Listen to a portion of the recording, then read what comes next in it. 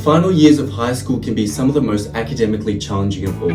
With your ATAR, university and employment prospects all at the back of your mind, it's easy to become overwhelmed and burnt out. But thankfully, with the right skills, strategies and self-belief, you can find yourself in a position of success. Hey guys, my name's Owen and I'm a first year medical student studying at Monash University. In 2022, I achieved an ATAR of 99.45, and in today's video, I'm going to share with you the tips and tricks that got me there. Before we begin, I'd like to say that all the advice in today's video is largely based on personal experience. Remember that getting a higher ATAR does require a lot of work, but it doesn't define you as a person. And with that, let's jump right into the 5 tips that helped me achieve 99 plus ATAR. My first step is to correctly select your subjects. I actually made a whole video about this process where you can watch somewhere over here, but essentially it boils down into choosing the subjects that you enjoy and choosing the subjects that you like. Remember that in most states you can actually change your subjects somewhere in between year 10 and 12, so make sure to choose another subject if you feel that it suits you better. Overall, choosing your subjects correctly will actually make a huge difference to how much you enjoy year 12, and of course it will help you maximize your results. The second part of achieving a 99 plus ATAR is to set goals. There are loads of different approaches to goal setting, but I like to break it down into 2 main points. Firstly, what exactly is your goal with year 12? Is it to achieve an 87 or a 99.95 to get into your desired uni course? Or is it to spend time with friends or volunteer with the community? The choice is entirely yours, but it's a good step to consider in your goal-setting approach for the year. Secondly, identify any weak subjects you may have and try to work on these and make sure they direct your study throughout the year. In this process of goal setting, it's crucial to consider adopting a growth mindset. Year 12 is a marathon, not a race, so make sure you build yourself up correctly so you don't get burnt out. My number one biggest tip for planning is to use a calendar. I use a calendar extensively throughout year 12 because I was just so busy and it was hard to keep track of everything.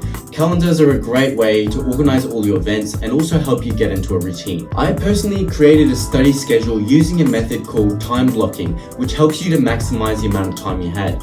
And as part of this schedule, I also included breaks and social events with friends, because that's something that's easy to neglect as a part of your academic studies. My second tip would be to not give up your hobbies. If you do dance or music or sport, keep it up. I know so many people in year 12 that just gave up these things because they thought they didn't have enough time.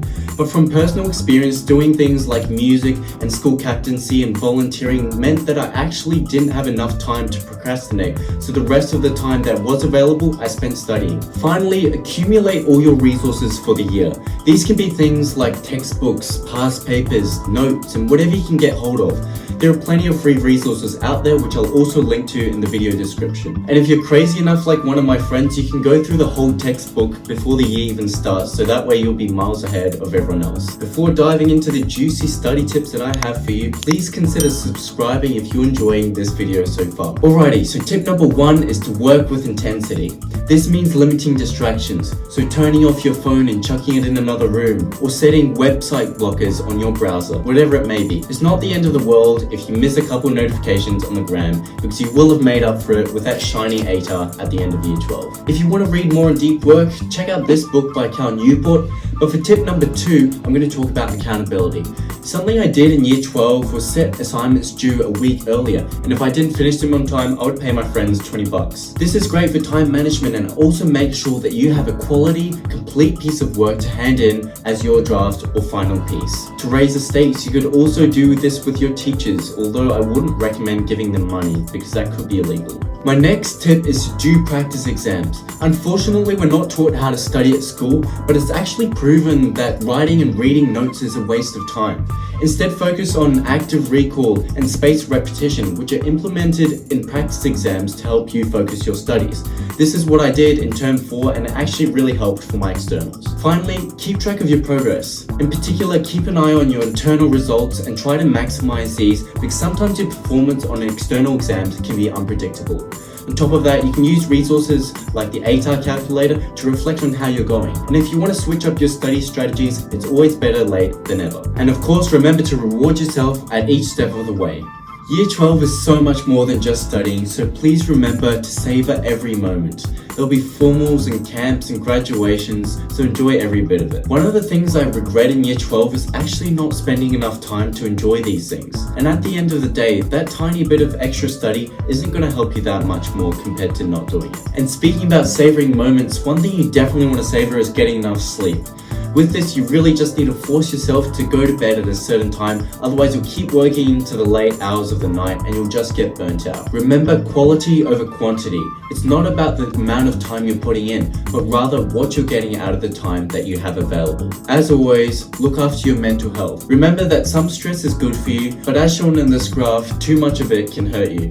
Feel free to reach out to parents, friends, family members, or support services should you ever need it. If you made it this far, thanks so much for watching. Do hit that like button and leave a comment if you enjoyed this video or have any questions. I'm also offering one-on-one tutoring for QC students, so if you're interested, check out the link in the description and shoot me a message. In the meantime, keep an eye out for weekly videos dropping on a Monday, and until then, have fun, keep studying, and I'll see you next time.